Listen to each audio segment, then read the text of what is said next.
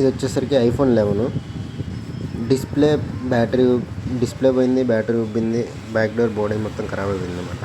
ఇది మొత్తం చేంజ్ చేయడం అనేది జరిగిందనమాట పర్ఫెక్ట్గా మన దగ్గర. ఇలాంటి ప్రాబ్లమ్స్ ఉంటే మనల్ని కాంటాక్ట్ అవ్వండి.